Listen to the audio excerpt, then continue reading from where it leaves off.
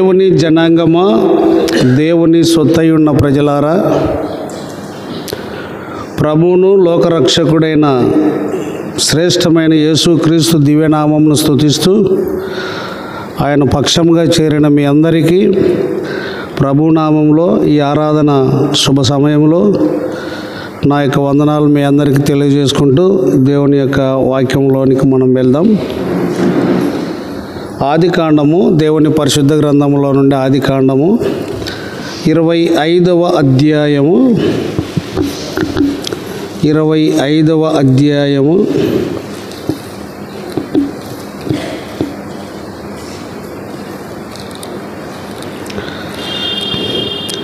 29 నుండి 34 వచనముల వరకు గల దేవుని వాక్యాన్ని ఒకసారి అందరము కలిసి చదువుకుందాం.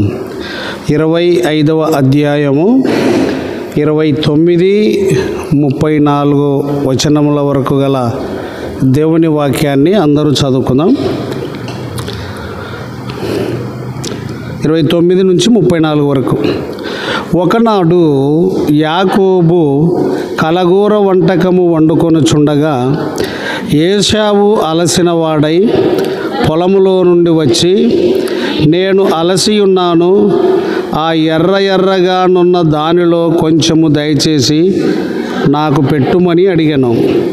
అందుకు అతని పేరు ఎదోము అనబడెను. అందుకు యాకోబు, నీ జ్యేష్ఠత్వము నేడు నాకిమ్మని అడుగగా, ఏశావు, నేను చావబోచున్నాను కదా, జ్యేష్ఠత్వము నాకెందుకనెను. యాకోబు, నేడు నాతో ప్రమాణము చేయుమనెను. అతడు యాకోబుతో ప్రమాణము చేసి అతని జ్యేష్ఠత్వమును అమ్మివేయగా, యాకోబు ఆహారమును చిక్కుడుగాయల వంటకమును ఏశావుకిచ్చెను. అతడు తిని త్రాగి లేచిపోయెను. అట్లు ఏశావు తన జ్యేష్ఠత్వమును తృణీకరించెను.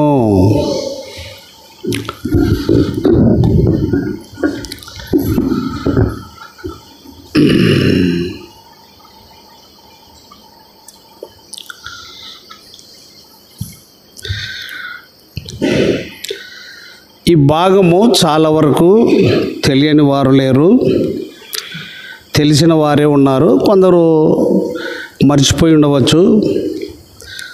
ఒకవేళ కొందరు ఇది చదువుతుంటే మర్చిపోయింది మరలా జ్ఞాపకం వచ్చే అవకాశం కూడా ఉంది. దరిదాపుగా ప్రస్తుతానికి సంఘముల మధ్య కానీ మన మధ్య కానీ వాక్యం అంటే బహు సులువుగా అయిపోయింది. ఇంకొకటి కూడా, బైబిల్ మొయ్యలేని సోమరితనం ఎక్కువైపోయింది సెల్లులు వచ్చినప్పటి నుంచి. బైబిల్ మోయలేని సోమరులం అయిపోయినాం. విశ్వాసికి లేక సేవకునికి ఎవరికైనా సరే బైబిల్ చేతిలో ఉండుట ఘనము, అది ఘనత. ఒకవేళ సెల్లులు వచ్చినాయి కాబట్టి వాటిని వాడకూడదా అనంటే, ప్రయోజనకరమైన వాటికి వాడచ్చు. ఒకటి, వాక్యం ఉంది కాబట్టి వాడచ్చు. దాన్ని మందిరానికి పట్టుకొని రావడం అది ఎంతైనా ధర్మం కాదని నేను మాట్లాడుతున్నా. ఎందుకు అనంటే, ఒక 2-3 ఈ భాగాలను చూసుకుందాం. ముందు చదువుకున్న భాగానికంటే ఫిలిప్పీ 2:16 చూడండి. ఫిలిప్పీలకు రాసిన పత్రిక 2వ అధ్యాయము 16వ వచనం.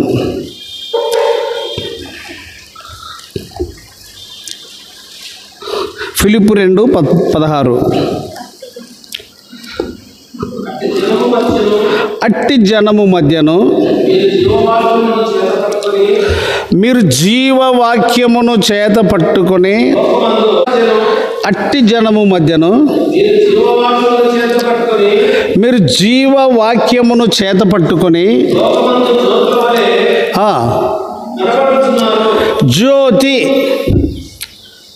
జ్యోతి అనేది మనందరికి కూడా తెలుసు. జ్యోతి అనగా దీపము, లేక అరుణోదయమున ఉదయించే సూర్యునికి కూడా గుర్తు.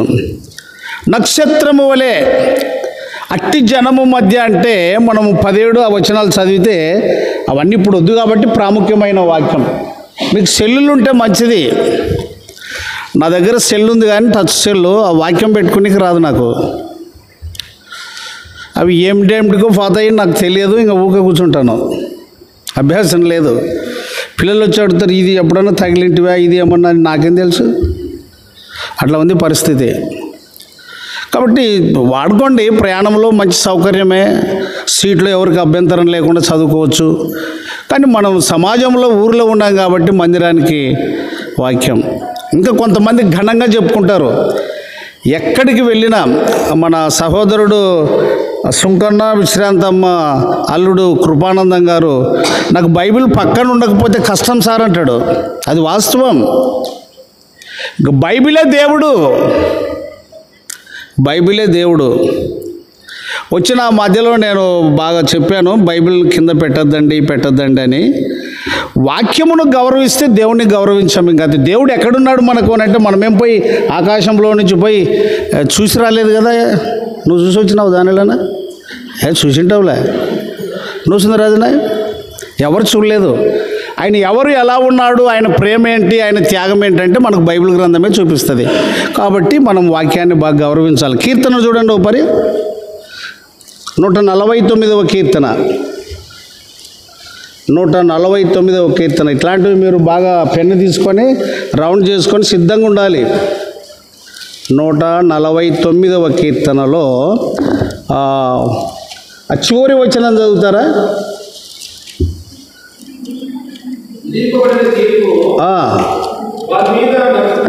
అవును.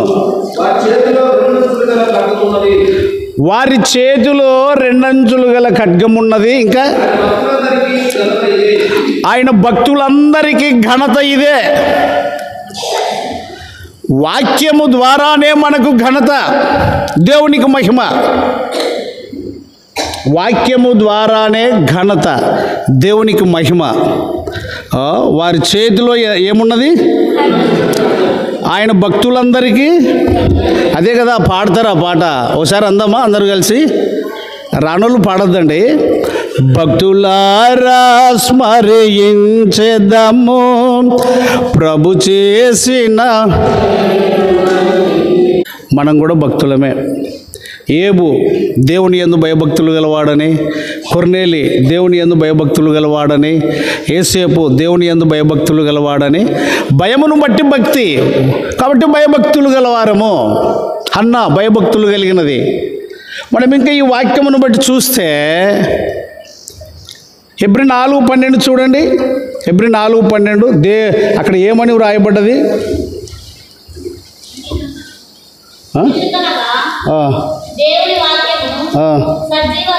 గో మీకు వయసు ఉంది, బాగా గట్టిగా చదవాలని చెప్తా. మీరు ఎవరు చదివినా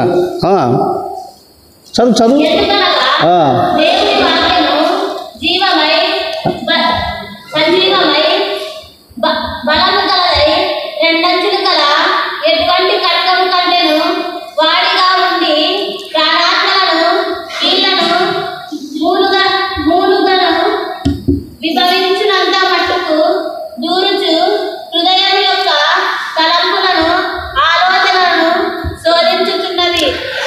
కాబట్టి ఇంత గొప్ప సజీవము కలిగిన, శక్తి కలిగిన, దేవుని ప్రభావముతో ఉన్న వాక్యమును మనం ఏదో సెల్ రూపంలో ఇక్కడ తీసుకొని రాకూడదు. సజీవము గలది, సజీవుడైన దేవుడు. నేను ప్రభువుని ఎరిగిందే వాక్యము ద్వారా. నీవు అంతే. నేను ఒక విధానంలో, నువ్వు ఒక విధానంలో, అందరూ ఒకే రీతిగా కాదు.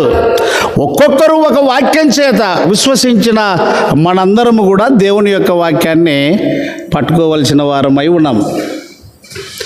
ఒక భక్తుడు ఆలాపించేవాడు ఎప్పుడు, మా అమ్మ పాడేది, బైబిలు మాట బంగారు. అది రాశారు. నేనంటాను, బంగారు కంటే డైమండ్ ఎక్కువనా, బంగారు ఎక్కువనా? డైమండ్ అంటే, వజ్రం అంటే ఇంకా అవతల పోలేము. కనుక మనము గొప్ప చేయాలి. మనందరం వాక్యం చేతిలో ఉండాలి. నువ్వు సిగ్గుపడకూడదు అని అంటే బంధువుల ఊరికి వెళ్ళిన వాక్యం పట్టుకొని పోవచ్చు. వాక్యం పట్టుకున్న డీటెయిల్గా అర్థమైపోతుంది వీళ్ళు ఎవరు, క్రైస్తవులు. ఇంకా అనుమానమే లేదు, బైబిల్ ఉందంటే అయిపోయింది.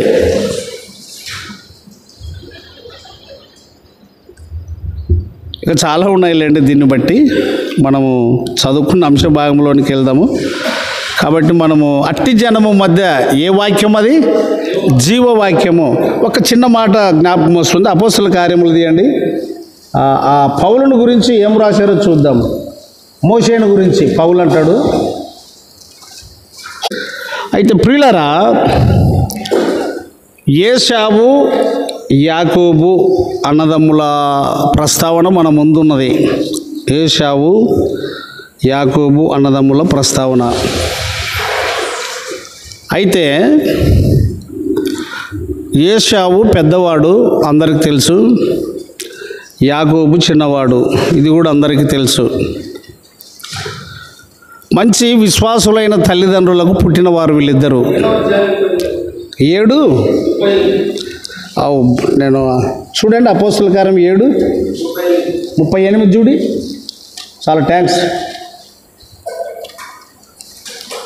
చదవండి.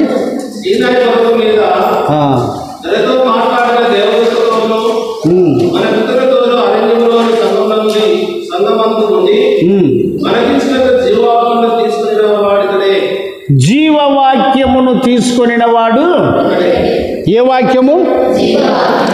దేవుడు ఏ దేవుడు? జీవము గలవాడు. ఆయన జీవము గలవాడు కాబట్టి ఆయన మాట కూడా జీవము కలిగినది. నిర్జీవుడు కాదు, నిర్జీవమైన వాక్యం కాదు. శక్తి కలిగిన దేవుడు, శక్తి కలిగిన వాక్యం. అది రౌండ్ చేసుకోండి, ఎప్పుడైనా తొందరగా చదవడానికి వీలవుతుంది.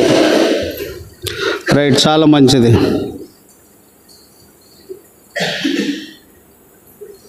సరే, వీరిద్దరు కూడా ఏశావు యాకోబులు మంచి విశ్వాసుల గర్భంలో పుట్టినటువంటి వారు. అయితే వీరు పుట్టిన తర్వాత వేరైపోయారు. అంటే ఒకే ఇంట్లోనే తండ్రి ఇస్సాకు ఏశావును ప్రేమించాడు, తల్లి యాకోబును ప్రేమించింది. ఇస్సాకు రుచిగల భోజనానికి అలవాటు పడ్డాడు. తల్లి కుటుంబ పరిచర్య మీద ఉంటుంది కాబట్టి ఈ యాకోబు సాధువై గుడారంలో ఉన్నాడు.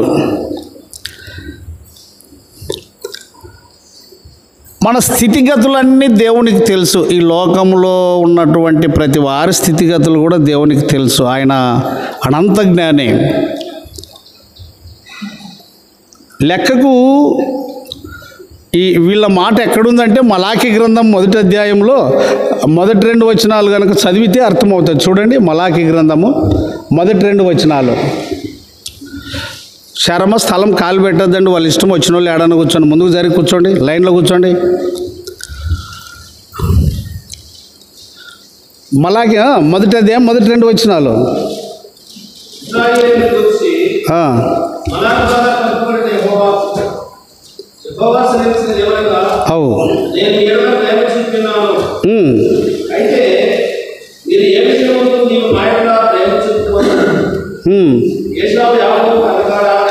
ఏశావు యాకోబునకు అన్నకాడా, అయితే యాకోబును ప్రేమించితిని. ఇదే దేవుని మాట. ఏశావును ద్వేషించగా ఇక చాలు, మనకు అర్థమైపోయింది. ఇక చాలా ఉన్నాయనుకో. కాబట్టి ఏశావు యొక్క నిర్లక్ష్య వైఖరి దేవునికి తెలుసు, యాకోబు యొక్క విధేయత దేవునికి తెలుసు. కాబట్టి చిన్నవాడైన యాకోబును నేను పట్టుకుంటే, నా ఉద్దేశం ఆయన మీద ఉంచుకుంటే దేనికైనా ప్రయోజనమే అని దేవుడు తలంచాడు. మోషే అహరోనులు ఇద్దరు అన్నదమ్ములే. అహరోను పెద్దవాడు, మోషే చిన్నవాడు. కానీ మోషేనే ఎన్నుకున్నాడు. ఇప్పుడు 2 నిబంధనలు ఉన్నాయి, వినాలి బాగా జాగ్రత్తగా అమ్మా. 2 నిబంధనలు. ఇందులో పెద్దది అది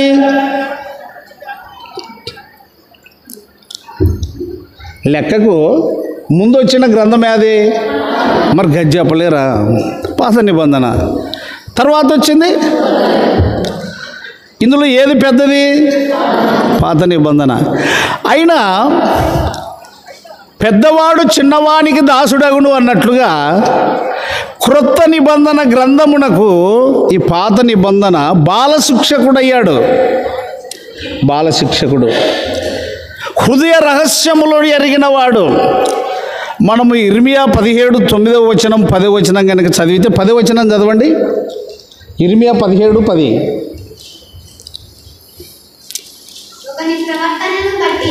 ఒకని ప్రవర్తనను బట్టి వాని క్రియల ఫలము చొప్పున ప్రతీకారము చేయుటకు యెహోవా అను నేను హృదయమును పరిశోధించువాడను, అంతరంద్రియములను పరీక్షించువాడను. ఏశావు హృదయము దేవునికి తెలుసు, యాకోబు హృదయము దేవునికి తెలుసు, మోషే హృదయము దేవునికి తెలుసు, అహరోను హృదయం దేవునికి తెలుసు. వీరి నాయకత్వము ప్రజలకు అవసరం. అబ్రామును పిలిచాడు, అబ్రాము గర్భమున ఇస్సాకున్నాడు, ఇస్సాకును ఆశీర్వదించాడు. దేన్ని బట్టి? అబ్రాహాము యొక్క సమర్పణ జీవితాన్ని బట్టి. నేను పెట్టే పరీక్షలు పాస్ అయితే నీ కుమారుని నేను ఆశీర్వదిస్తానన్నాడు. అయితే ఇస్సాకు గర్భములో యాకోబు ఏశావులు ఉన్నప్పటికీ వారు లోపల తల్లి కడుపులోనే పెనుగులాడుతున్నారు. రిబ్కమ్మ ప్రార్థన చేసింది, దేవుడు తెలియపరిచాడు, నీ గర్భమున 2 జనపదములు అని. మన మానవ స్వభావమును బట్టి మనం ఏం చేస్తామంటే గట్టిగా పట్టుకొని ఏ దానినైనా గట్టిగా వాదిస్తాము. అది తెగకపోనే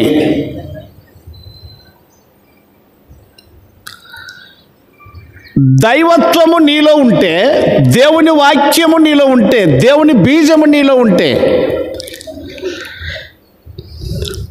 పట్టును పట్టుకోవాలన్నా పట్టును సడలించాలనా అనేది నీకు అర్థమవుతుంది. కొంతమంది ఇంక పట్టుకున్నా కిడిసేదే లేదు. ఇంకొకటి జాయిన్ అది చెడిపోని పాడైపోని లేదన్నా, అదంతే అట్లే. ఇది అజ్ఞానము, అంధకారము, మూర్ఖత్వము కూడా. దీనినే సామెతలు అంటాడు,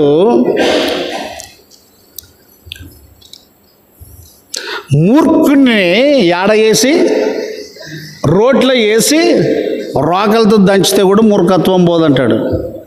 అంత మూర్ఖులు ఉన్నారు. స్త్రీలలో మూర్ఖులు ఉన్నారు, పురుషులలో కూడా మూర్ఖులు ఉన్నారు. ఒక మాటతో చెప్పాలి అని అంటే ఎవరిలో మూర్ఖత్వం ఎక్కువ ఉండకూడదు? కుటుంబంలో భార్యాభర్తల మధ్య ఎవరిలో మూర్ఖత్వం ఉండకూడదు? ఇది పెద్ద కష్టమే. పోనీలే, అది చెప్పలేరేమో, ఇట్లా చెప్పండి. ఇప్పుడు బైకుకి అనుకోటి ముందర ఉంటాయి, బండికి అయితే 2 జత ఉంటాయి గాళ్ళు. 2 గాళ్ళలో ఏది ముందర దొల్లాలా? ఇది కూడా చెప్పలేరా? పడిపోతావు సువార్తమ్మ. 2 సమానంగా అంటే మూర్ఖత్వం ఎవరిలో ఉందో గ్రహించాలి. భర్త అయినా గ్రహించాలి, భార్య అయినా గ్రహించాలి. పక్కింటి నుంచి వచ్చినా, పక్కూరు నుంచి వచ్చినా భార్య ఇప్పుడు ఈ ఇంటికి సంబంధించిన ఆమె అయింది కాబట్టి, ఈ ఇంట్లో నివాసం చేస్తుంది కాబట్టి, ఇంటి కొరకు వచ్చింది కాబట్టి, పెద్దలందరూ కలిసి దేవుని సంకల్పమును చొప్పున అది కుటుంబంగా భార్య భర్తలుగా ఏర్పాటు చేశారు కాబట్టి ఇంకా దాన్ని ఇద్దరూ ఆలోచించాలి. నేను ఇక్కడ కొంతమంది యవనస్తులను ఎరుగుదును, వాళ్ళకి చెప్తుంటాను నేను ఏమనంటే, నీ భార్య ఎక్కడి నుంచి వచ్చిందో, ఆమె పుట్టినింటి వైఖరి ఏంటో, ఆమె తల్లిదండ్రుల మూర్ఖత్వమా అజ్ఞానమా, వాళ్ళు ఏ స్థితిలో ఉన్నారు, నీ భార్య కోపం తెప్పించినా ఎడమగా మాట్లాడినా ముందు బ్యాక్గ్రౌండ్ వాళ్ళని చూసి ఆలోచన చేయండి అని చెప్తాను. అది సులభం అవుతుంది. ప్రపంచ పటాన్ని చూసినట్లు అవుతుంది, సులువు అవుతుంది ఆమెను గ్రహించడానికి.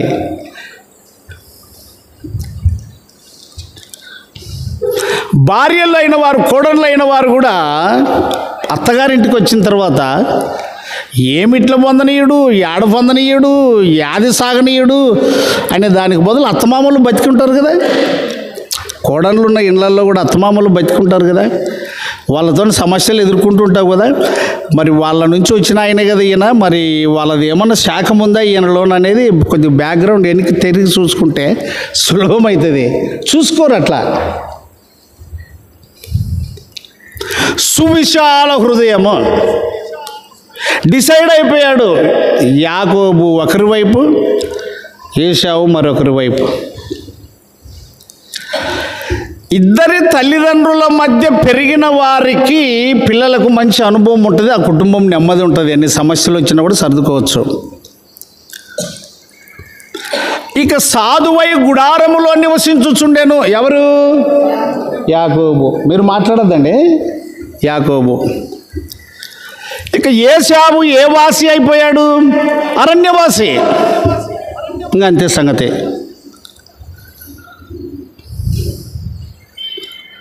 తల్లి చెప్పే మాటలు ఏశావుకు అందుబాటులో లేవు. ఎప్పుడు అరణ్యవాసే. సాధువై గుడారంలో నివసించాను. అక్కడనే చూడండి, ఆదికాండం 25వ అధ్యాయము 27 నుంచి రండి త్వరగా. ఏమో మీరు చదవరా పెద్దలు, స్త్రీలు? 25లో 27 నుంచి, ఆదికాండం 25:7 నుంచి. ఆ చిన్నవారు ఎదిగినప్పుడు, అరే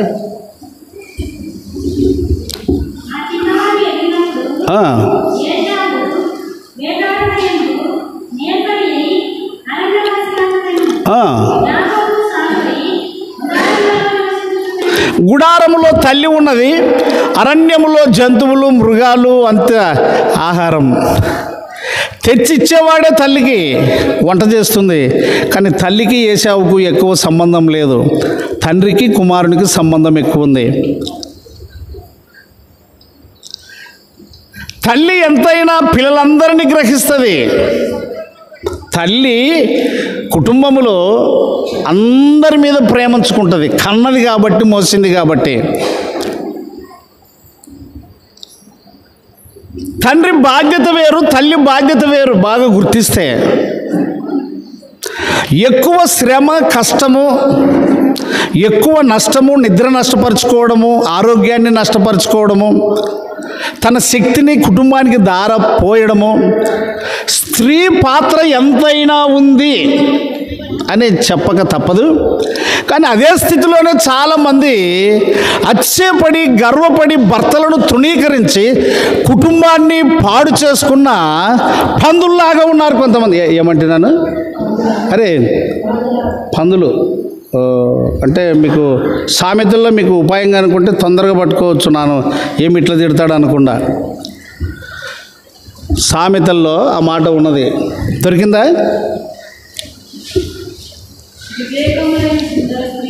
అధ్యాయము వచ్చిన చెప్పమ్మా. 11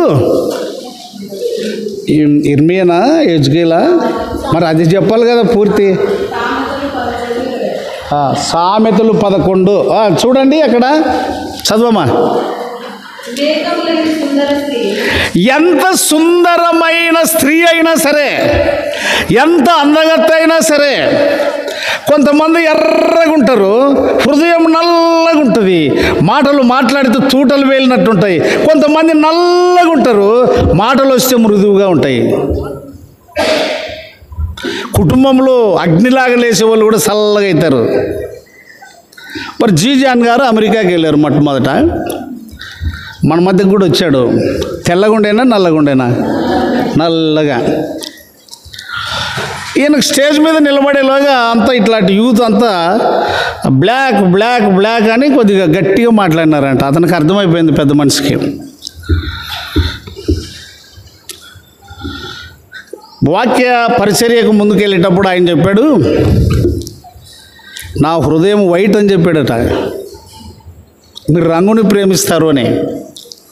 కాబట్టి వివేకము లేని సుందర స్త్రీ, తెలివి లేని సుందర స్త్రీ, నువ్వు ఎంత సుందరంగా ఉంటే ఏం చేస్తావు? వివేకము లేని సుందర స్త్రీ. అమ్మా, చాలామంది బట్టలు కట్టేకి తెలుసు కానీ బ్రతుకుని ఎట్లా కాపాడుకోవాలనేది తెలియదు. నేను చెప్పగలిగేది ఏమిటి అని అంటే, స్త్రీలు ఎంత జ్ఞానవంతులైనా అదే అవ్వమ్మ ఏమిటిని చూసింది? ఆమె ఆ పండు అదే కాసిందా?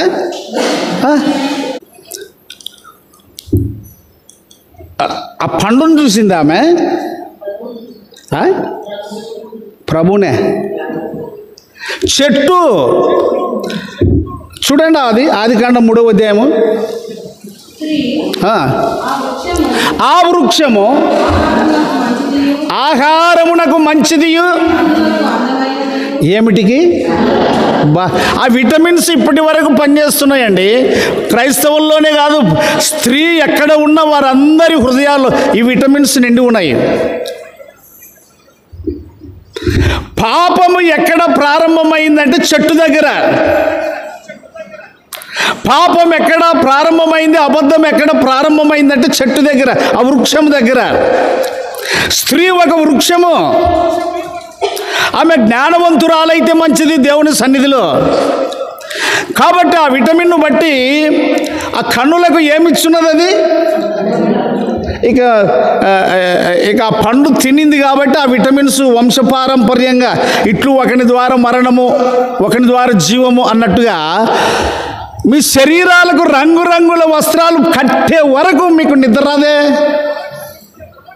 లేదు, నిద్ర రాదే. మా పెద్దవనే చెడిపోయేది, మేము తక్కువనా? మామింత చెడగొడతాం లోకాన్ని. ఈ పిల్లలు వస్తారు టీవీలో వాక్యం చెప్పేటోళ్ళని కొన్ని అడుగుతూ ఉంటాను. వీళ్ళే ఇట్లా ఉంటే ఎవరు మారుతారని అడిగితే పాపం సఫర్ అయిపోతారు ఈ పిల్లలు.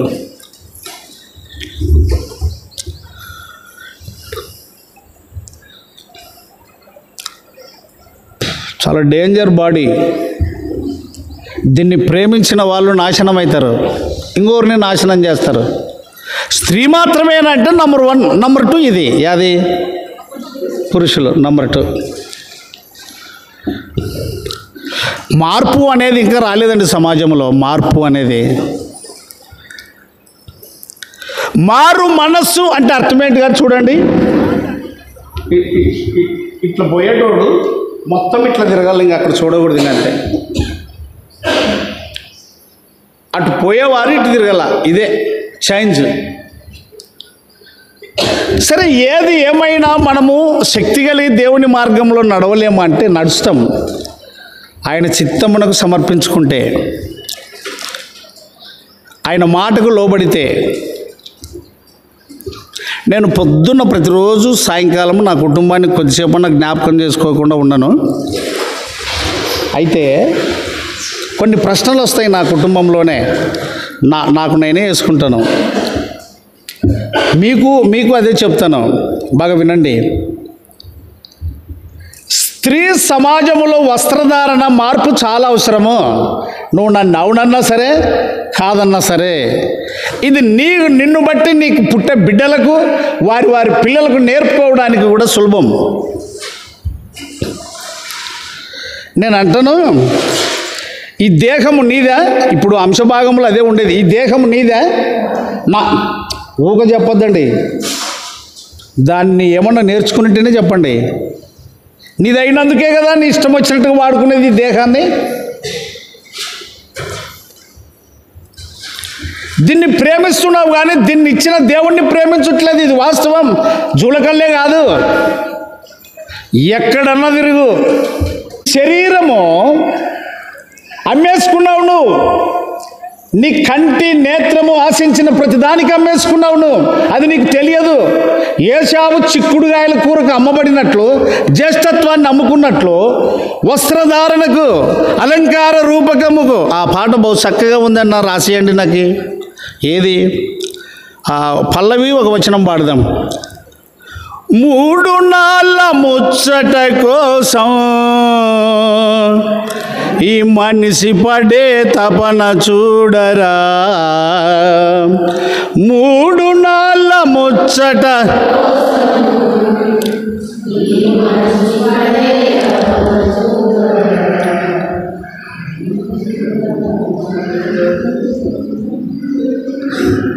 అండర్ గ్రౌండ్కి వెళ్ళిపోతురా పాడుకుంటా పాడుకుంటా. ఇంద్రధనస్సు లాంటిదోయి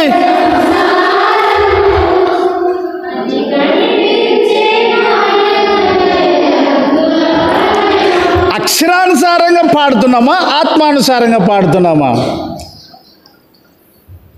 వాళ్ళు చెప్పుకుంటారు బయట, ఆత్మశుద్ధి లేని ఆచారం అది ఏల, బాండు శుద్ధి లేని పాకమేల, చిత్తశుద్ధి లేని శివ పూజలేలని బయట వాళ్ళు మొత్తుకున్నా వాళ్ళకి అర్థం కాలే. ఈడ తిప్పి తిప్పి కొట్టిన అర్థవంతమైన పాటలు, జీవం కలిగిన పాటలు, శక్తి కలిగిన పాటలు పాడినా వాళ్ళకంటే ముందు మనం పోలే, మనకంటే ముందు వాళ్ళు పోలే, ఇద్దరు కలిసే ఉన్నాము.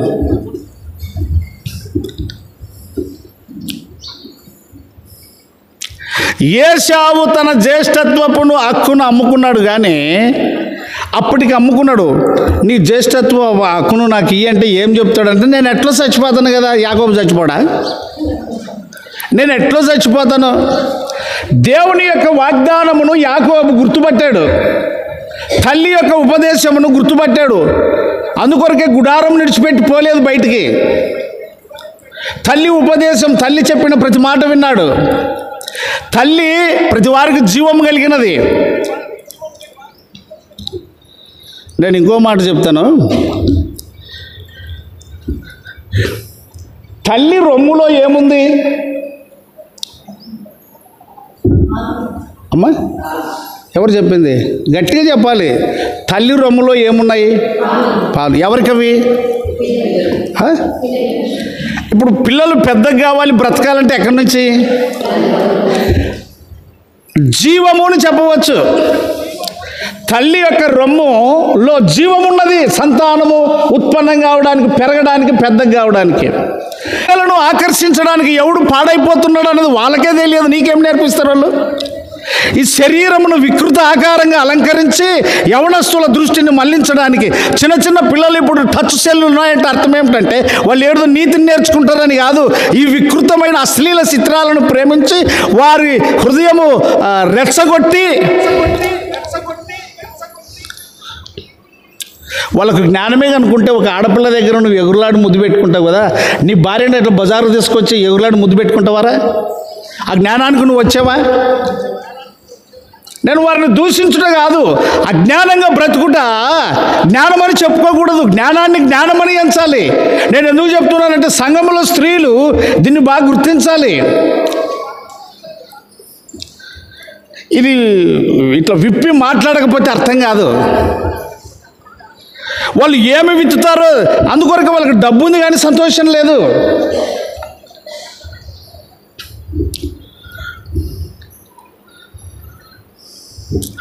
తల్లి రొమ్ములో జీవం ఉందండి అమ్మ, బాగా గుర్తుపెట్టుకోండి. తల్లి రొమ్ములో ఏమున్నది? జీవం ఉన్నది. పాలున్నాయి అందులో. పాలు సంపూర్ణమైన ఆహారం, పిల్లలను పెంచేదే అది. తల్లి తన రక్తమును పాలగా మార్చి, అంతేనా ఏమో? తల్లి తన రక్తం ఏమిగా మార్చుకుంటుంది? పాలగా మార్చి ఎవరికి ఇస్తుంది? తన గర్భమున పుట్టిన బిడ్డలకు. తల్లి బాధ్యత ఎంత గొప్పదో తెలుసా? ఇంత అమూల్యమైన స్త్రీ యొక్క సంకల్పమును, కల్పవల్లి లాంటి యొక్క వృక్షమును బజారులో నిలవబెట్టి అర్ధనగ్నంగా నువ్వు చేస్తుంటే ఛ!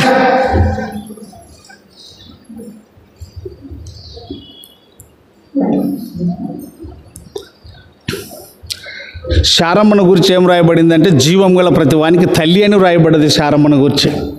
మీరు మేల్కోవడానికి నేను మాట్లాడుతున్నా, మేల్కోవడానికి. ఏమైనా దుద్దుకుంటారని నేను మాట్లాడుతున్నా.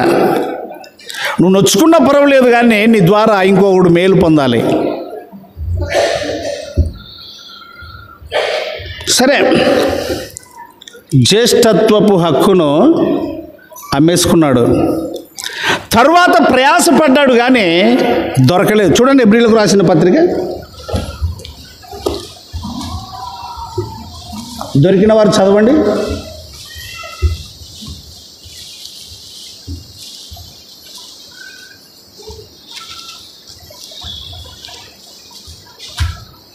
ఎబ్రీలకు రాసిన పత్రిక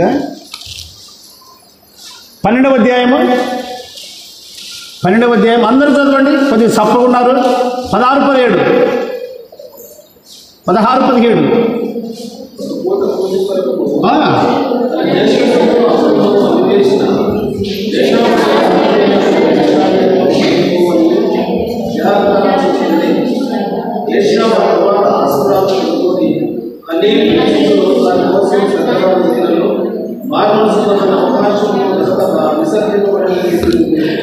ఒకప్పుడు అవకాశం ఉన్నప్పుడు నిర్లక్ష్యం చేశాడు, దాన్ని పెంచి పోషించాడు. తర్వాత శ్రద్ధతో వెతికినను ఏం లేకపోయింది. ఆ మాట ఉంది అక్కడ, శ్రద్ధతో వెతికినను. అమ్మా, నువ్వు తర్వాత కన్నీళ్లు కార్చి ఏడిస్తే కూడా ఎవరి ఆత్మలకు క్షేమం కలిగించలేవు. నీ వయస్సులోనే నిగ్రహ శక్తితో. నేను ఇంకో మాట చెప్తున్నా, ఎవరు బలవంతులు అంటే ఇక్కడ చూడండి చాలామంది ముసలోళ్ళు, ఇక్కడ చూడండి చాలామంది ముసలోళ్ళు అన్నీ అయిపోగొట్టి అన్నీ చేసినాక లేచి నిలబడి చెప్తారు ఇదండి అదండి ఇదండి అదండి అని. దానికి బలం లేదు. నువ్వు ఊకుండాల్సిందే, ఒక విశ్వాసగా ఊకు బతకాల్సిందే. దేనికి పనికిరావు నువ్వు. ఇప్పుడు రిటైర్మెంట్ గవర్నమెంట్ వాళ్ళు ఎందుకు పెట్టారండి? రిటైర్మెంట్ అయిపోయింది, నీ వయసు నీ శక్తి అయిపోయింది, నువ్వేం పని చేయలేవు, ఇంటికాడు ఉండనే. అదే సిస్టమేటిక్ పాత నిబంధనలో ఉంది. ఈ వయసు నుంచి ఈ వయసు వరకు పరిచయం చేయాలి, తర్వాత రిటైర్డ్ కావాలి అని. కానీ యవనములో నువ్వు నిలబడాలి. విలాపవాక్యం 3:27 చూడండి.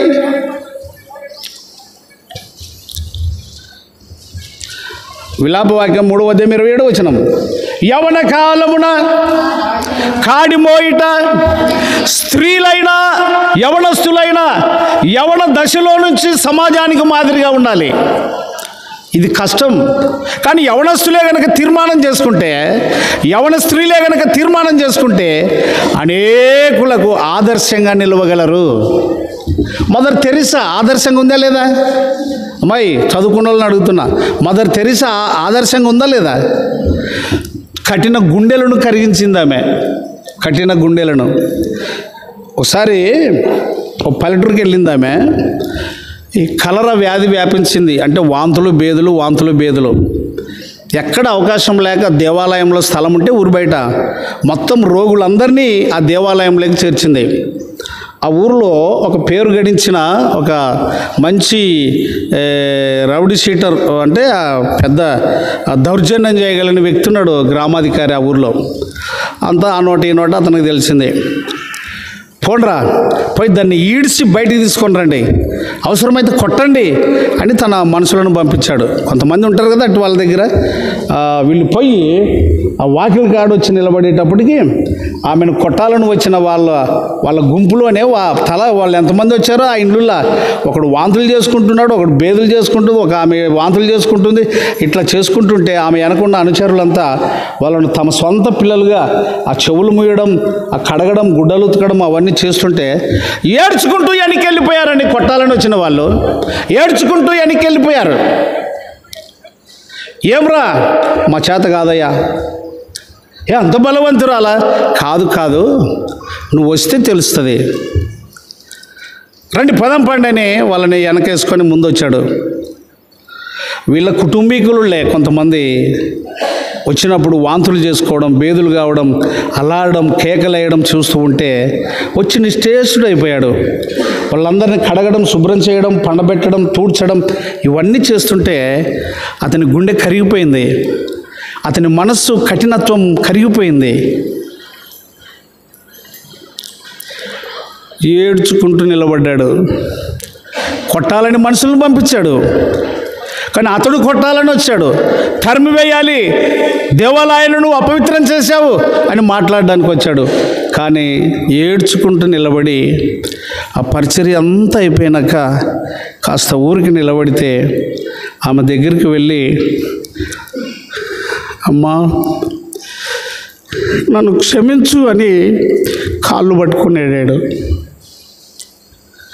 యవన కాలములో ఆమె తమ దేశం నుంచి ఇండియాకి వచ్చినప్పుడు తండ్రి చెప్పాడు, అమ్మా యవనస్తురాలు నువ్వు, పెళ్లి కాలే, ఆదర్శప్రాయంగా నిలవబడింది. భర్తను చేసుకొని సంసారం అనిపించుకొని పిల్లలున్న మీరు కోరికలు ఆలోచనలు అన్నీ అయిపోయినాయి. అయితే ఈ సమయంలో ఆదర్శవంతంగా క్రైస్తవ సమాజంలో మనం నివసించే గ్రామంలో ఎందుకు మనం మాదిరిగా ఉండకూడదు? ఎందుకు ఈ దేహాన్ని ఇచ్చమైన కోరికలకు అమ్ముకునాలి?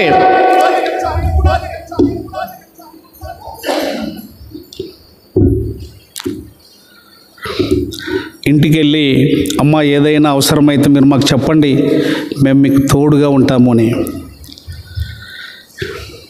వాళ్ళు అంటారు మానవ సేవే మాధవుడు. అంటే ఎవరు అమ్మ? మాధవుడు దేవుడు, మానవుడు. మానవ సేవే వాళ్ళు ఎక్కువగా అదే భావిస్తారు. మనుషులకు చేస్తే ఎవరికి చేసినట్లు? చూశారు ఎంత సహృదయం, ఎంత మంచి మనసు. త్రాగుడుకు అమ్ముడు పోయారు ఏశావు వలె. వస్త్రాలు కట్టుకోవడానికి అమ్ముడుపోయారు యవన స్త్రీలు. తమను తాము అలంకరించుకుంటున్నారు. తెలియదు నేను ఎక్కడున్నాను అన్నది, నేను ఎవరికి ఎలా కనపడుతున్నాను అన్నది తెలియదు. నీ మనోనేత్రం ద్వారా నువ్వు ఆలోచిస్తే, నీ హృదయ నేత్రం ద్వారా నువ్వు ఆలోచిస్తే చీకటి కిరణాలు తొలగిపోయి వెలుగు కిరణాలు నీ ఎమ్మడొచ్చి మదర్ తెరిసా లాంటి శక్తి, అంతటి పవరు నీకు వస్తుంది. నీవే ఆ మదర్ తెరిసావు. ఆమె వచ్చి ఆదర్శంగా అనేక పనులు చేసిపోయింది కదా. అమ్ముడు పోయాడు ఏశావు. నీవు నేను దేనికి అమ్ముడు పోయాం చూసుకో. చూద్దాం, నేను త్వరగానే ముగిస్తా. మొదటి రాజులు 21, మొదటి రాజులు 21,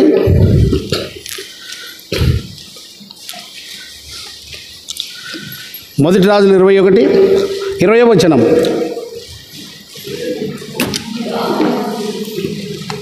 చదవండి తీసిన వారు. అయ్యయ్యో, మొదటి రాజుల గ్రంథము 21వ అధ్యాయము 20వ వచనం.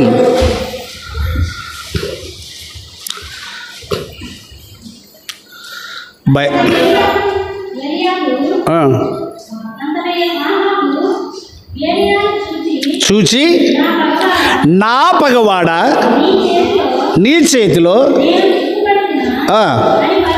అని పలుకగా ఏమని అన్నాడు? యెహోవా దృష్టికి కీడు చేయుటకు నిన్ను నీవే అమ్ముకొని ఉన్నావు గనుక యెహోవా దృష్టికి కీడు చేయుటకు నిన్ను నీవే అమ్ముకొంటివి, నిన్ను నీవే అమ్ముకొంటివి. ఏశావు తన జ్యేష్ఠత్వమును నిర్లక్ష్యం చేశాడు. ఏశావు తన యొక్క స్వాస్థ్యమును నిర్లక్ష్యం చేసుకున్నాడు, అమ్ముకున్నాడు వంటకానికి, భోజనానికి, ఒక్క పూట భోజనానికి. ఈ యొక్క అహాబు భార్య మాట విని ఒక భక్తుణ్ణి చంపించుటకు, ఒక భక్తుణ్ణి చంపించుటకు, దేవుని శాపము తెచ్చుకొనుటకు భార్య మాట విని అమ్ముడు పోయాడు. వచనం చూడండి 25, అక్కడనే 25వ వచనం. తన భార్య అయిన యెజబేలు యొక్క ప్రేరేపణ చేత యెహోవా దృష్టికి కీడు చేయ తను తాను అమ్ముకొనిన ఎవడును, ఎవరి మాట అయినా అమ్ముడు పోయాడు? భార్య మాట విని, భార్య మాట విని. ప్రియ దేవుని బిడ్డలారా, ఇతరుల గురించి ఆలోచించడం సులభమే, కానీ ఆ సమస్యలు మన దగ్గరికి వస్తే మనం ఎంతవరకు ఉన్నాము అనేది చాలా ప్రాముఖ్యం. అమ్మ, సమాజంలో కనపడవచ్చు, రావచ్చు, తప్పనేది కాదు అన్న, రావచ్చు, నేను కూడా బోధ చేయొచ్చు, ఇదేం సులభమే. కానీ స్టాండింగ్ ఫౌండేషన్, పునాది మీద నువ్వు నిలవబడాలి. అహాబు నిలవలేకపోయాడు, ఏశావు నిలవలేకపోయాడు, కయ్యూను నిలవలేకపోయాడు. కయ్యూను ఏమని పశ్చాత్తాపడ్డాడు తెలుసా? అవకాశం అయిపోయిన తర్వాత చూడండి, 4:13, ఆదికాండం 4:13, ఆదికాండం 4:13.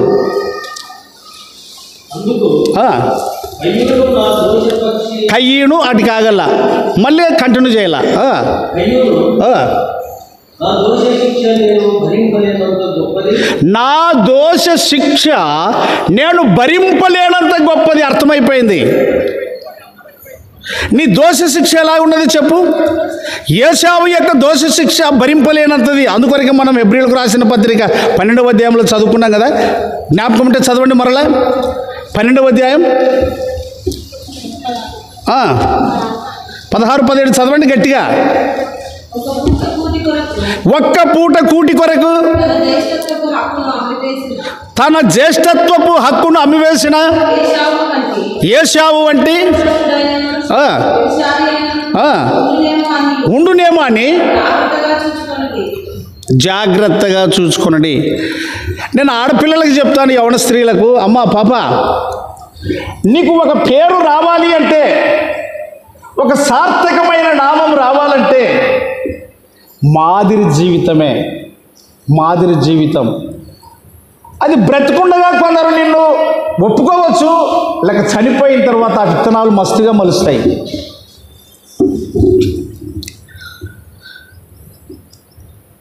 బాగా గుర్తుపెట్టుకోండి. మీరు నీతి విషయంలో అనేకులను త్రిప్పేవారుగా ఉండాలి. నువ్వు స్వార్థ చేయొద్దు. నువ్వు మాదిరిగా జీవిస్తే చాలు, మాదిరిగా ఉంటే చాలు. ప్రభు ఆశించేది అదే. ఏశావు ఏడ్చాడు, శ్రద్ధతో వెతికాడు, కానీ అవకాశం పోయింది. ఇప్పుడు చాలామంది కూడా అదే. సుంకన్న గారు ఆసుపత్రిలో ఏడ్చింది అదే. ఇదొక్కసారి నేను బాగైపోతే నేను ప్రభువుని నమ్ముకుంటాను అన్నాడు. సహోదరుడు ఆమోస్ అని కర్వేంలా మన దగ్గర చదువు నేర్చుకొని పోయాడు. అందరూ చెప్పిన మాటలు విని ఆ సంఘంలో ఆధిపత్యం చేయడానికి నిలబడ్డాడు. ఆ రోజు మనం పోయి పంచాయతీ దించి వచ్చాం. పోల్కలలో మనం పోయి తిరుపతిని గుడికెళ్ళకి పెళ్ళికి పోయాడు. ఆ పెళ్ళి అయిన తర్వాత ఊరు బయటకు వచ్చినాక ట్రాక్టర్ బోల్తా పడింది. ఆ యవనస్తునికి బలమైన గాయమైపోయినా చాలామందికి. అదే ఆమోస్ అనే యవనస్తుని జనరల్ ఆసుపత్రిలో చేర్చినారు. అంత బాగున్నప్పుడు జ్ఞాపకం వచ్చిందేమో. హాస్పిటల్ దరిదాపుగా ఆ పరిధిలో ఉన్న వారంతా అదురుకునే రీతిగా, ప్రభువా ఇదొక్కసారి నన్ను క్షమించు. ప్రాణం మీద తీపి ఎప్పుడు వస్తుంది తెలుసా? ప్రాణం లేకుండా నీ దేహం ఏం చేస్తుంది? ప్రాణం లేకుండా నీ దేహానికి అందం ఉంటే ఏం చేస్తావు? ప్రాణం లేకుండా విస్తారమైన ధనం ఉంటే కూడా నువ్వేం చేస్తావు? అమ్మా, నిన్ను నీవు అలంకరించుకోవాలంటే ఏముండాలి? మాట్లాడండి ఓపెన్గా. మనం దేవుని పిల్లలం కదా, మనమే మాట్లాడకపోతే. ఇప్పుడు ప్రాణము లేనప్పుడు దీనికి ఏం చేస్తావు నువ్వు? మా అమ్మ ఎక్కువ చెప్పేది ఊరికి చేసిన శాఖరి, పీనికి చేసిన సింగారము రెండో ఒకటినంట. ఊర్లో ఎవరు ఒప్పుకోరు నిన్నే. అయినను సత్యము కొరకు నువ్వు పిలిస్తే, యాకోబు 2:26 చూడండి. యాకోబు 2:26 ఏమనుంది? ఎవరమ్మా చదివింది? ప్రాణము లేని శరీరము ఎలాగు మృతమో అలాగే క్రియలు లేని విశ్వాసము మృతము. అంటే అర్థమేమి? చచ్చిపోయడమే. ఇప్పుడు ఏశావు బతికన్నా సత్యన్నా? బ్రతికి ఉన్నాడు కానీ సచ్చాడా? ఏమి చెప్తా చూడి. అన్నుండి వానికి 5వ తనం లేదురా. ఓయ్ రాత్రంతా నిద్రపోయినావు. ఇప్పుడు అన్నుండి 5వ తనం తక్కువ అన్నట్ల. ఒక ఆమె ఏడ్చిందంట. ఏమని ఏడ్చిందంట? ఎదురింటామె సద్దలు నానబెట్టుకొని మొలక పోసుకొని తింటుంటే ఆమె ఏడ్చిందంట, ఆమె పెట్టలేదని. ఈమె ఇంట్లోనే సద్దలు ఉన్నాయి. అసలైన ఆడ మనిషి సద్దలు నానబాలకి ఏడ్చినట్లంట. నీ చేతులు అన్నీ ఉన్నాయి నువ్వు బాగుపడడానికి. ఈ సందర్భంలో నేను ఒక మాట చెప్తాను. ఒక పెద్ద మనిషి దగ్గరికి, ఊరికే మంచి న్యాయగాడు పెద్ద మనిషి, అతన్ని తప్పు పట్టాలని 2 యవనస్తులు వచ్చారు. బాగా గుర్తుపెట్టుకోండి. 2 యవనస్తులు వచ్చారు. వచ్చి, అబ్బా ఏం వచ్చినారు ఎట్లా అని అంటే, నీతో మాట్లాడాలని వచ్చినామంటే, కూర్చోండి అంటే, లేదులే మేము నిలబడతాం పర్వాలేదు అని నిలబడ్డారు. ఒకటి చెయ్యి ఇట్లా పట్టుకున్నాడు. ఇట్లా పట్టుకోండి, మీరు ఇట్లా కరిసి కాదు, సందు ఉండాలి మధ్యలో. ఇట్లా పట్టుకోండి. చెవులు వినపడని వాళ్ళు చెవులు గువిలు తీపించుకున్నాక రేపు వారము ఇట్లా పెట్టుకుందరు. ఈ వాళ్ళకి ఊకుండండి. చెవులు ఉంటే కనుక ఇట్లా పెట్టుకోండి. ఇట్లా లేపే పైకే ఆడ అన్నారంట పెద్ద మనిషిని, ఇందులో చిలక ఉందా, ఇది బతికిందా సచ్చిందా నువ్వు చెప్పాలా. ఎట్లా? ఇందులో ఏముంది? చిలక. ఇది సచ్చిందా బతికిందా నువ్వు చెప్పాలన్నాడంట. ఒకవేళ బతికింది అంటే అనుకో ఏం చేస్తారు? చంపేస్తారు. ఒకవేళ సచ్చింది అంటే అనుకో ఇడిచిపెడతారు. పెద్ద మనిషి అన్నాడంట అది మీ చేతిలోనే ఉంది అని. అది మీ చేతిలోనే ఉంది. అట్లనే ఈ మధ్యాహ్న కాలపు ఆరాధనలో నేను యవ్వన స్త్రీలకు చెప్తున్నాను ప్రేమతో, నువ్వు బ్రతకాలంటే నీలోనే ఉంది. ప్రాణం లేని శరీరం ఎలాగ మృతం. తీర్మానం అంతే, సమర్పణ అంతే. నేను అడిగాను ప్రశ్న, ఈ దేహం నీదా అమ్మ? ఈ దేహం నీదా? ఊక అనకూడదు, అది నాకు పచ్చి కోపం వస్తుంది. ఊక అనకూడదు. నీది అందే దాన్ని అంత హైలైట్ చేసుకుంటావా? దీన్ని నీది కాదా? ఊక చెప్పకూడదు. మన కాడే కదా, బయటకు పోతే కూడా ఇట్లా అడుగుతాయి. ఊక చెప్పాక ఊక కూర్చోంటున్నాను. ఏమన్నా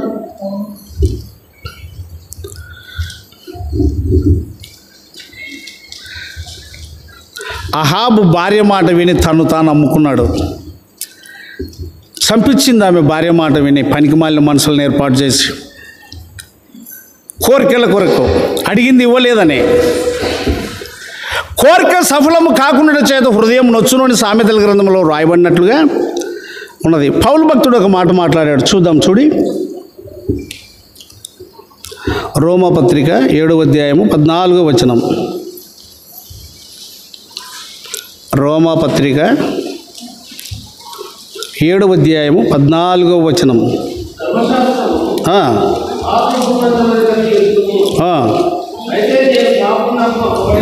చూడండి బాగా. అమ్మ, చాలామంది అనుకుంటారు నేను ఏమిటికి అమ్ముడు పోయలేను, నేను దేనికి దాసుడు కాలేదు అని.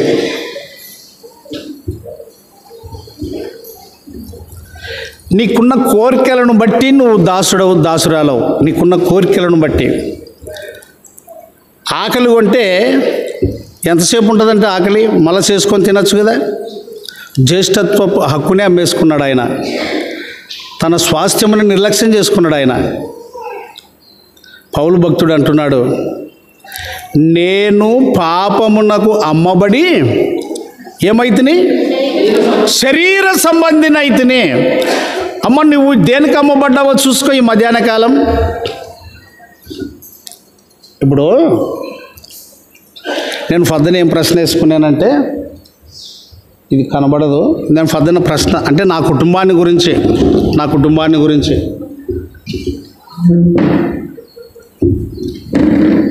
ఒకరు నిలబడండి మీలోనా, ఎవరన్నా ఒకరు నిలబడండి. అడి ఉండు. ఈ పాప పుట్టినప్పుడు ఇంత ఎత్తున్నా? ఊకే చెప్పొద్దు, నువ్వు ఊకే చెప్పొద్దండి. మరొకసారి, ఈ పాప పుట్టినప్పుడు ఇంత ఎత్తుందా? ఇన్ని రూపురేఖలు ఉన్నాయా? యెహెజ్కేలు గ్రంథంలో కనుక చూస్తే తీయదు. వృద్ధి అగునంతగా నేను నిన్ను పెంచి పోషిస్తే అవయవములు ఏర్పడిన తరువాత నన్ను మరుస్తావా అని ప్రశ్న వేశాడు ఇశ్రాయేలు జనాంగమును బట్టి. రైట్. ఈ పాప ఈ వయసులో ఉన్నది, మళ్ళా 25 ఏళ్ళు పోయినాక ఇట్లే ఉంటుందా? ఎందుకు మరి? ఇది నీకు ధ్యాస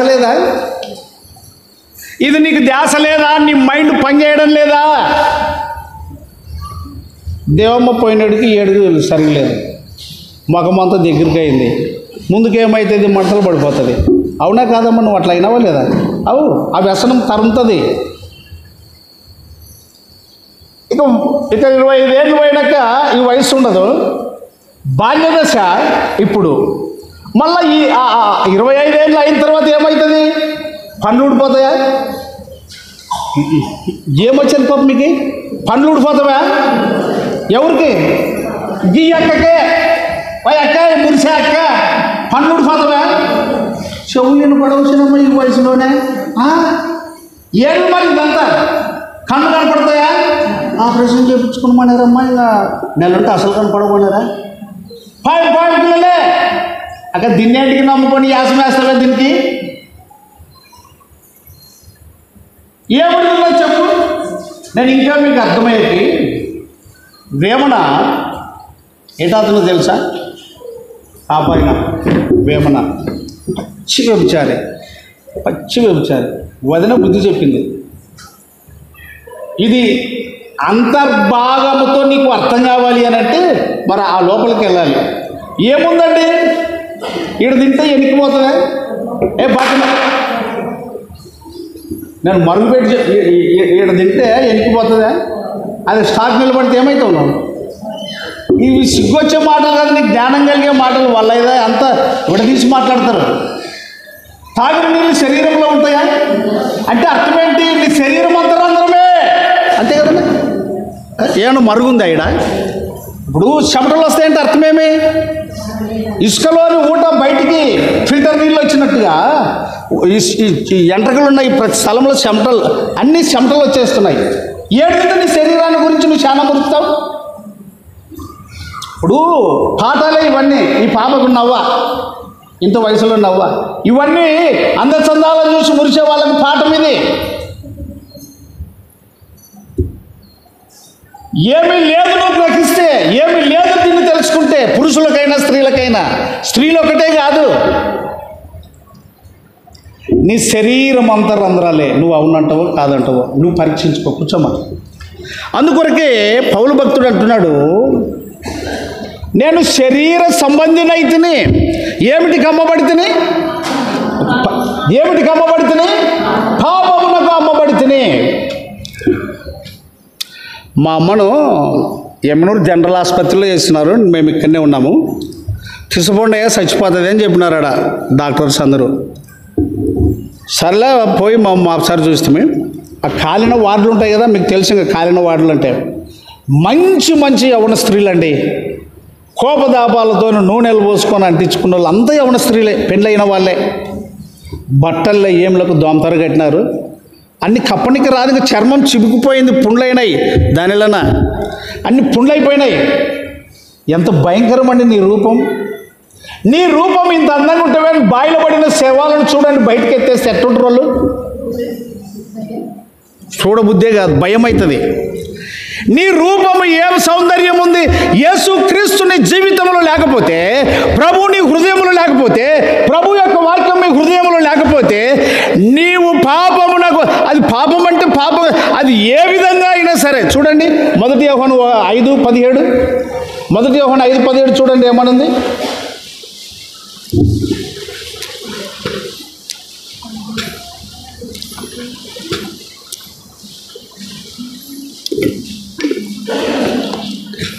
అరే సకల దుర్నీతియు, అది ఏదైనా సరే సకల దుర్నీతియు పాపమే.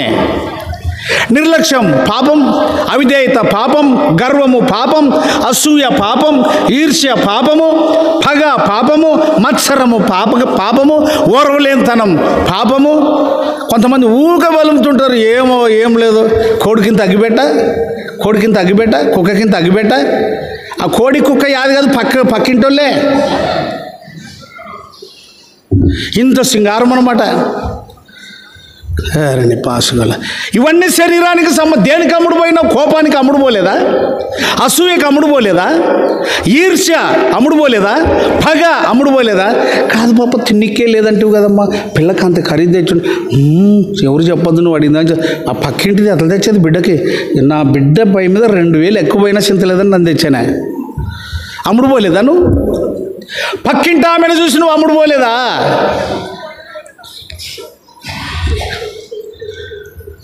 పండగ దగ్గరికి వచ్చింది. పాత సంఘ పెద్ద పెండ్లాంకి కొత్త సంఘ పెద్ద పెండ్లాంకి పోటీ పడేదే.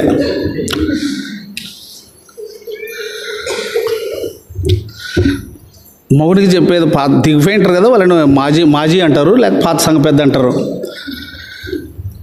చూడే, నువ్వు దిగిపోయేవని కాదు, పండగ నాడు నాను చీర కట్టుకొని కూసుకుంటే వాడు కొత్త సంఘ పెద్ద ఉన్నాడు కదా, వాడిని పెండ్లాం మాత్రం కుళ్ళుకున్నలా.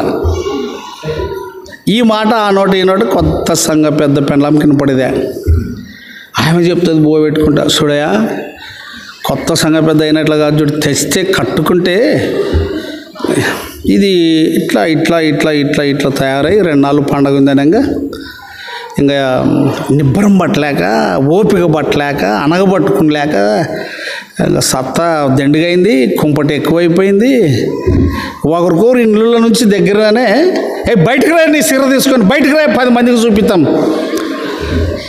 బయటికి తీసుకొని వచ్చారు.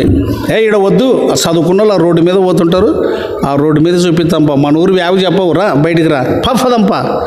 అది కోరు ఇది కోరు నిలబడారు సీరలు పట్టుకొని. ఒకడు సైకిల్ వేసుకొని వస్తున్నాడు, బాగా చదువుకున్నాడు. అబ్బా ఆగు ఆగు, ఏమ్మా చెప్పండి, నువ్వు ఆగు, ముందర ఆగు, యాదొచ్చిన ఆపుతాంలోకి ఆగు.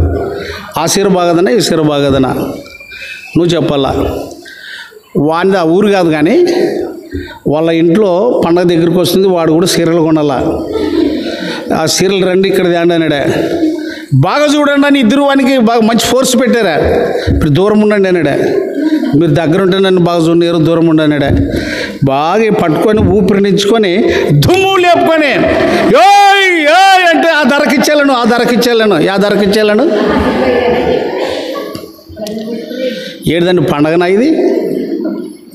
పండగనా? అసూయ చేత చేస్తావా? ఈర్ష్య చేత చేస్తావా? పోటీనా? పోటీనా? యెజబేలు, నీ భర్తను మోసం చేశావు. అహాబు కడుపు కూటి కొరకు నువ్వు మోసం చేసుకున్నావు. ఎవడ స్త్రీలారా, ఖరీదైన బట్టలకు ఏం తక్కువ అనుకుంటువా? నాకు ఉండాలా 100 కానీ 120 కానీ ఉండాలా. ఏం కడక తాగుతావా? పోయేటప్పుడు అన్నీ తీసేస్తారు, తెల్లబట్ట చుట్టూ ఆడ పెడతారు, మన్ను బారేస్తారు.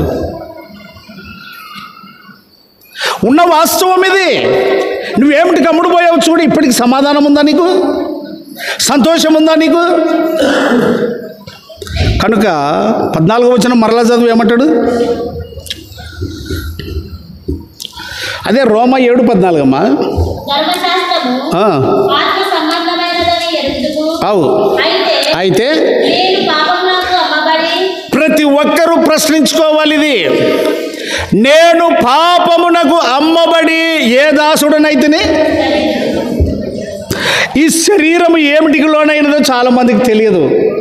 ఈ శరీరము దేనికి లేనైనదో ఎవరైనా చెప్తారమ్మా? శరీరం దేనికి లోనైనది? మరణమునకు లోనైనది. మరణమునకు లోనైనది. శాశ్వత జీవము, శాశ్వత ఆశీర్వాదము అనేకులను బ్రతికించి ఆశీర్వాదకరంగా నిలుపుతుంది. 24 చదవండి అక్కడనే, రోమ 7:24.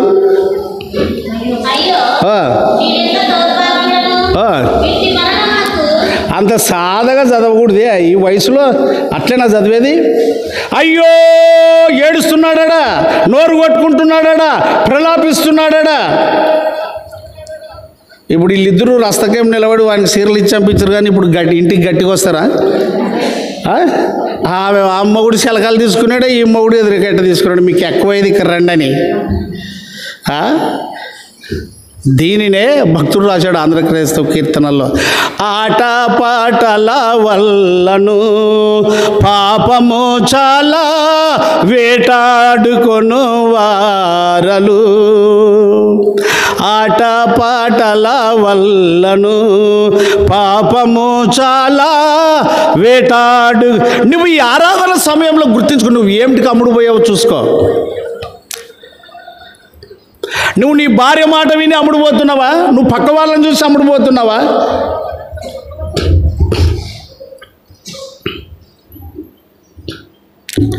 చాలామంది వెనుక జీవితాన్ని ఆలోచన చేయరు. పార్కర్ సార్ని మీరు ఎంతమంది చూసినారు? పార్కర్ సార్ని ఎంతమంది చూసినారు? మీరు చూడలేదా? అతని కొడుకులు ఎదిద్యాని ఎంతమంది చూశారు? మన మధ్యకి వచ్చాడు కదా ఎదిద్య, రైట్. సల్మోన్ని ఎంతమంది చూశారు? 2 అన్నదమ్ములు కవల పిల్లలు. ఎదిద్య ముందు పుట్టాడు, వెనుక నుంచి ఏశావు యాకోబులు పుట్టినట్లే పుట్టినది. ఇంకా వాళ్ళు సేవకు సమర్పించుకోలే. 97లో నన్ను వాక్యం చెప్పడానికి ఆడ మీటింగ్లో పిలిచినప్పుడు సేవకు సమర్పించుకోలే. చెప్పే మాట బాగినండి. ఈ అనుభవాలు లేకపోతే కుటుంబాలను పాడు చేసుకునేది, మనమే పాడు చేసుకుంటాం. సార్ సువార్త పోయినాడు బయటికి.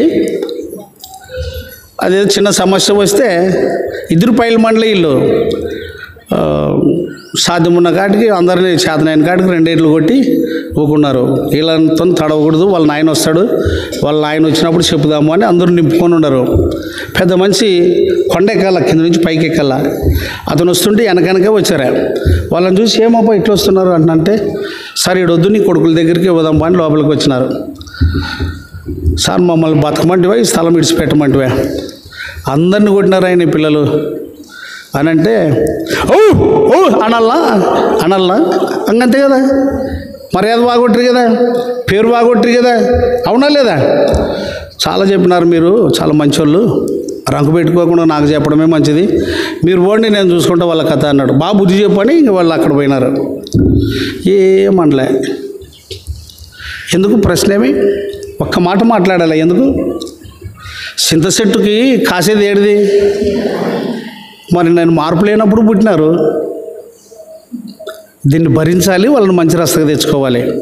చాలామంది అట్ట కాదు, మొత్తం కంపెనీనే బయటకు దుబ్బేస్తారు. ఇప్పుడు దగ్గరుంటే అద్దం ఉంటుందా, దూరం పోతే అద్దం ఉంటుందా? దగ్గరుంటే అద్దా, దూరం ఉంటే అద్దా? చాలామంది అవివేక హృదయాన్ని తెలియపరుస్తారు. వాళ్ళ తర్వాత సేవకులు అయ్యారు, మన మధ్యకు వచ్చారు, వాక్యం చెప్పారు. నేను చెప్తున్న ప్రతి వారికి వెనక ముందు ఆలోచన లేకుండా ఏది మాట్లాడద్దు. ఇంకా ఉపదేశం విని లాభమేమే. అందుకొరకే మనం విలువ పెట్టి కొనబడిన వారం. ఈ 3 మాటలు చెప్పి ముగిస్తాను చూడి. 1 కొరింథీ 6 త్వరగా 1 కొరింథీ 6 19-20. మీ దేహము, అందుకే అడిగింది, ఈ దేహము దేవుని వలన మనకు అనుగ్రహింపబడి, అంటే ఇవ్వబడి, మీలో ఉన్న పరిశుద్ధాత్మకు ఆలమై ఉన్నదని మీరు ఎరుగరా? ఇంకా మీరు మీ సొత్తు కారు, మీరు విలువ పెట్టి కొనబడిన వారు గనుక. అందుకొరకే దీన్ని అలంకరించుకోవద్దండి ఏం చెప్తున్నా. బట్టలు కడితే ఏంటికి కట్టాలంటే మానమును కప్పుకోవడానికే, మర్యాద కొరకే కట్టాలి. కానీ పూర్తి విపరీతంగా అంటే అతడు చెప్పేలా సైతాను అక్కడనే మీరు ఎట్లుంటారు తింటే దేవతల వలె ఉందరు అని. మరి బాగా సరిపోయేదైన వరకు, తిప్పలు పడే వరకు గుండెలు ఆడపిల్లలు. పెండ్లి కూతురికి అయితే పెండ్లి కూతురున్నాడు ఎంతమంది తెలుసా? 120 మంది ఉంటారు ఆమె గారిన, ఎవరు సరిగ్గా కట్టరు. మీరు విలువ పెట్టి కొనబడిన వారు. అమ్మా, నేనున్న మీ ఎదుట ఎప్పుడైతే 50 సంవత్సరాల క్రిందట నేను బైబిల్ చదివానో, యేసు ప్రభు ఎప్పుడైతే నా హృదయంలోనికి వచ్చాడో లోకము విసర్జింపబడింది. లోకాన్ని నెట్టివేశాను, నేను లోకంలోనే తిరుగులాడుతున్నాను.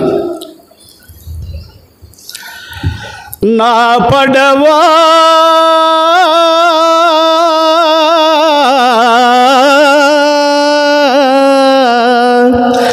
నా జీవిత పడవా, నా జీవిత పడవా, లోకమనే సంద్రములో తిరుగుచున్నది, సుడుగాలులెన్నో తగులుచున్నవి. లోకములో నువ్వు తిరుగులాడుతున్నావు, వాటన్నిటికీ నువ్వు బద్దలైపోతే చనిపోతావు. లోకములో ఉన్నాం. మీరు విలువ పెట్టి కొనబడిన వారు. యేసు నిన్ను కొన్నాడు, నువ్వు ఆయన చెప్పిన మాటే లోబడాలి, ఆయనకే చోటు ఇవ్వాలి. అదే మహిమపరచుట, అదే మహిమపరచుట. చివరి మాట చూడండి, 1 కొరింథీ 7:23 చదువు.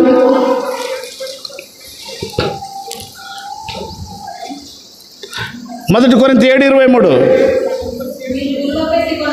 మీరు విలువ పెట్టి కొనబడిన వారు గనుక ఏమిటికి దాసులు కాకుడి. ఇంకా ఏముంది కింద?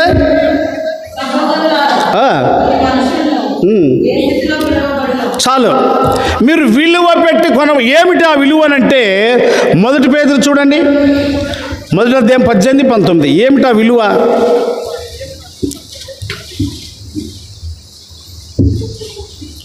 మొదటి పేతురు 1:18-19.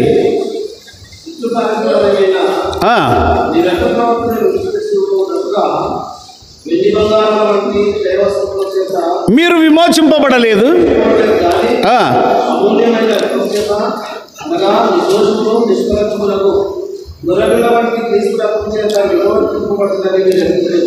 ప్రియులారా గోయ్ నా వైపు చూడండి. యేసు క్రీస్తు ప్రభువును నువ్వు ప్రేమించింటే, ఆయన ప్రేమ నీకు అర్థమైంటే, దీని మీద ఇంకో దానికి అధికారం ఉన్నది. ఈ దేహం మీద, ఈ దేహం ఎవరిచ్చిందని చదువుకున్నాం. 1 కొరింథీ పత్రిక 6వ అధ్యాయం మళ్ళీ చదవమా. 6:19-20. 1 కొరింథీ 6:19-20 స్పీడ్గా.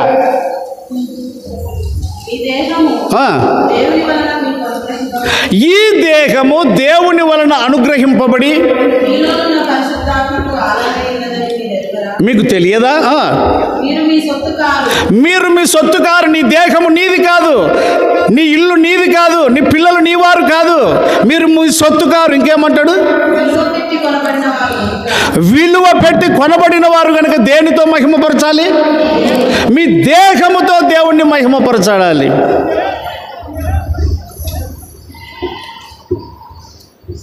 అందుకొరకే మీరు దేవుని ఆలయమై ఉన్నారనియు దేవుని ఆత్మ మీలో నివసించుచున్నాడనియు మీరు ఎరగరా? నేను ప్రశ్న వేస్తానా? ఇప్పుడు ఈ మానవుడు ఆయన ఇంట్లో ఆయన ఒకటే కాపురం చేయాలన్నా, మరి ఎవరన్నా వచ్చి కాపురం చేయాలన్నా? ఇప్పుడు సుందరరాజు అన్న ఉన్నాడు, సుందరరాజు అన్న ఇంట్లోన ఆయనే కాపురం చేయాలన్నా, మరి ఎవరన్నా వచ్చి కాపురం చేయాలన్నా? ఇప్పుడు బాటన్న ఉన్నాడు, బాటన్న ఇంట్లోన ఆయనే కాపురం చేయాలన్నా, మరి ఎవరైనా వచ్చి కాపురం చేయాలన్నా? అంటే ఇంకొక సంసారం కూడా అవుతుందా? మీకు చెప్పనికి రాదా? మీకు తెలదు. అమ్మ అర్థమైందా మీకు పాయింట్? అంటే అర్థమేంటి? ఇది దేవుని హృదయము, దేవుని ఆలయము, దేవుని ఇల్లు అయిపోయిన తర్వాత మరి బాహ్య సంబంధమైన వాటన్నిటికి నువ్వు లోపల చోటు సంసారం చేసినప్పుడు ఆయన ఎట్టుంటాడు? ఆయన ఎట్టుంటుంది? ఆత్మీయ వ్యభిచారం అది. మీరు విలువ పెట్టి కొనబడిన వారు కనుక ఏమిడితో దేవుణ్ణి మహిమపరచాలి? దేహం అంటే యాది శరీరమే కదా. అందుకొరకే పితృపారంపర్యమైన మీ వ్యర్థ ప్రవర్తనను విడిచిపెట్టినట్లుగా వెండి బంగారు క్షయవస్తువుల చేత మీరు విమోచింపబడలేదు, కానీ నిర్దోషమును నిష్కలంకములునైన పవిత్రమైన క్రీస్తు యొక్క అమూల్య రక్తము ద్వారా మనం విమోచింపబడ్డాం. అందుకొరకే ఆ పాట పాడుకునేది, అమూల్య రక్తము ద్వారా రక్షణ. నేను యేసుక్రీస్తు రక్తమును చూడలేదండి, అది పరిశుద్ధమైందంటే నా కంటికి కనపడలేదండి. యేసు పరిశుద్ధుడు అంటే నాకు కనపడలేదండి. నేను బ్రతికిన కాలంలో ఆయన రాలేదండి, ఆయన ఉన్నప్పుడు నేను పుట్టలేదండి. బాగా గుర్తుపెట్టుకో, యేసు రక్తము ఎలాంటిది అని అంటే ఆయన మాటను చదువుతూ ఉండగా, విశ్వసిస్తూ ఉండగా, మార్పు వస్తూ ఉండగా నా హృదయంలో శాంతి, సమాధానము నీకు వచ్చిందా? లోకం ఇచ్చినట్టుగా ఆయన ఇవ్వడు. అమ్మా యేసు రక్తం నీకు తెలియదు, అది మాదిరి అంతే. మీరు ఇది చేయండి అన్నాడు, అది అక్షరానుసారంగా చేస్తున్నాం. గుర్తింపు అది అంతే, నువ్వు లోబడి చేయాలంతే. అయితే ఆయన పరిశుద్ధుడు. నీ జీవితం పరిశుద్ధంగా ఉండడమే ఆయన చెప్పిన మాటలోనే ఆయన రక్తం ప్రసరిస్తుంది. నీ రక్తమే, నీ రక్తమే నన్ను శుద్ధీకరించు, నీ రక్తమే, నీ రక్తము నన్ను శుద్ధీకరించును. ఇది ఇట్లా పెట్టుకుందాము. ఆయన రక్తం ఏ రూపంలో ఉన్నది? నువ్వు కంటికి చూడలేదే. శిలువ వేసిన దృశ్యం నువ్వు చూడలేదే. శిలువ వేసిన దృశ్యం నువ్వు చూడలేదే. ఆ యేసు రక్తము నిన్ను కడుగును అన్న మాట వాక్యములో ఉన్నది కాబట్టి వాక్యముతో నువ్వు కడగబడ్డావు. ఆ వాక్యమే యేసుక్రీస్తు కాబట్టి వాక్యము మానవుని శుద్ధి చేయున్నది, వాక్యము మనిషిని బ్రతికించున్నది, వాక్యము దేవుని యొక్క మాట. క్రీస్తు యొక్క రక్తము వాక్యములోనే ఉన్నది, ఆయన మాటలోనే ఉన్నది. ఆయన జీవము గలవాడు, మొదట చదువుకున్నాము. ఆయన వాక్యము జీవము కలిగినది, జీవాహారము నేనే. ఎవడు యేసును ఎరుగుటి నిత్య జీవము జీవము. కనుక అమ్మ అక్క, ఈ ఆరాధన సమయంలో నేను చెప్తున్నా, ఈ దేహము నీది కాదని రాసుకొని వెళ్ళు, డేటు టైం అంతా రాసుకొని వెళ్ళు. ఈ దేహము నీది కాదు. తమ్ముడా అన్నా పెద్ద, ఈ దేహము నీది కాదు అని. పైకి చూడి, ఇమ్మాను ఉన్నాడు, ఎవడన్నా తంతాడు అయిపోయినాయి, కొడుకు పాతడలేదు పైన వాళ్ళ మీదకి. మీకు తెలదు ఇది. ఇప్పుడు జాష్ ఉన్నాడు, వాళ్ళ ఆయన డ్రింకరే, ఆయన కూడా కొడుకు కదా. మీ ఎప్పనాడు తంతా, వాడు ఎవడు తండేది మా అయిపోయినాయి, పాతడ పాడా రైట్. మరి ప్రాణం పోయేటప్పుడు ఎట్లా పోతావు, ఎట్లా పిలుస్తావని ఆయన్ని పట్టుకుంటావా? దేవుణ్ణి పట్టుకుంటావా?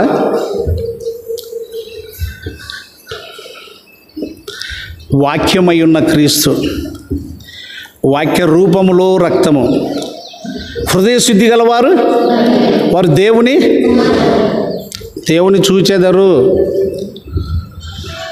కాబట్టి వాక్యమై ఉన్న క్రీస్తు, వాక్య రూపంలో రక్తమై ఉన్న క్రీస్తు పరిశుద్ధమైన జీవితం మనం జీవించకపోతే అన్నోళ్ళకి చెప్తున్నా, నాకు చెప్తున్నా, మీకు చెప్తున్నా, నా కుటుంబం మీద లేదు కానీ రోజు నేను ఫోన్లో మాట్లాడుతున్నా, నీ దేహము నీది కాదు. అక్క వెనకున్న వాళ్ళు చెప్పండి టేబుల్ కాడ నుంచి, నీ దేహము ఎవరి దేహం ఎవరిది కాదు. ఆయనే మనలను పుట్టించను, మనం ఆయన వారం. చూడండి చివరి మాట 90వ కీర్తన 3వ వచనం, త్వరగా.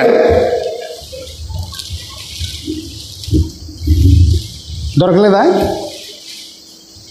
మరి ఏముంది? పైన రావాలమ్మా. ఆయనే మనల్ని పుట్టించను, మనం ఆయన వారము. లేదా 100వ కీర్తన చూడి 3వ వచనం, ఎన్నో వచనం చదువు. అవు అవు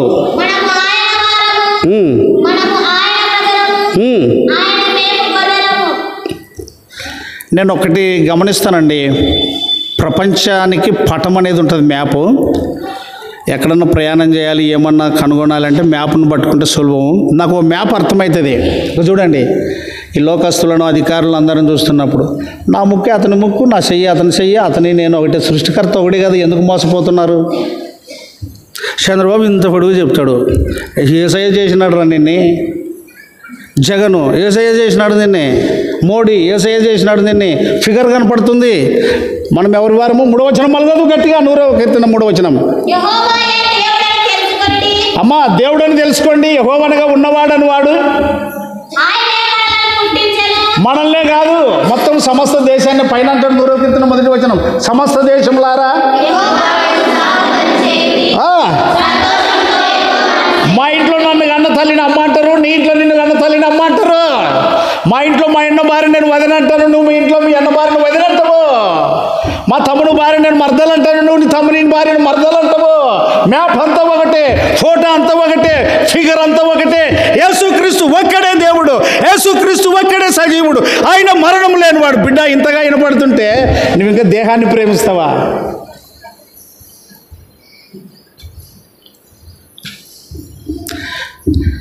మనం కీర్తనలు చదువుకుంటే ఆయన రాజ్యము తరతరములు ఉండును అని తర్వాత చూసుకుందాం, వీలైతే దాన్ని జ్ఞాపకం చేసుకుందాం. 5 ఏళ్ళ రాజ్యం కొరకు ఏందేందో తతంగాలన్నీ. మనం శాశ్వత రాజ్యంలో ఉన్నాం కాబట్టి ఆయనే మనలను పుట్టించను, మనం ఆయన వారం, ఆయన మేపు గొర్రెలం. మరొకసారి చెప్తున్నా, అక్క, చెల్లి, అమ్మ, నీ దేహం అయితే నీది కాదు. నీ దేహము, అమ్మాయి, నీ దేహము బాగా గుర్తుపెట్టుకో, నీ ఇష్టం. అన్న, ఈ దేహము నీది. మరి విలువ పెట్టుకోవడం క్రీస్తు యొక్క రక్తంలో. అది నీకు ఎట్లా అర్థమైందంటే ఆయన వాక్యం ద్వారా, వాక్యమైన యేసు ద్వారా. అటు మరి ఈ దేహంతో దేవుణ్ణి ఆరాధించవా? ఈ దేహంతో దేవుణ్ణి మహిమపరచవా? ఏశావు తీరు పొద్దుమూకులు అమ్ముడుపోతావా? అహాబు తీరు భార్య మాటిని అమ్ముడుపోతావా? నీ కోరికలు అమ్ముడుపోతావా? పౌలు అన్నాడు, నేను శరీర సంబంధినై పాపమునకు అమ్మబడి తిని. అమ్మ, విడుదల పొందవా? యేసు క్రీస్తు దగ్గరకు వచ్చినట్లయితే ఆయన నిన్ను కడిగి పవిత్రాలుగా చేస్తాడు. ఇప్పుడు వరకు ఎవరిని ప్రేమిస్తున్నావో ఒక మాట ఆలోచన చేసుకో. మోకరిద్దాం. ప్రభు ఇచ్చిన రక్షణ పాత్ర దగ్గరికి వెళ్ళే ముందు నిన్ను నువ్వు దేని నుంచి అమ్ముడుపోయావో, దేని నుంచి విడుదల పొందావో ఒకసారి పరీక్ష చేసుకొని నువ్వు ప్రభుని స్తుతించాలి. దేహం అయితే నీది కాదు. నువ్వు ఎండలేని నన్ను, నువ్వు దేహం అయితే నీది కాదు. ప్రభు ఇచ్చింది, అది విలువ పెట్టి కొట్టబడ్డావు అమూల్య రక్తం చేత.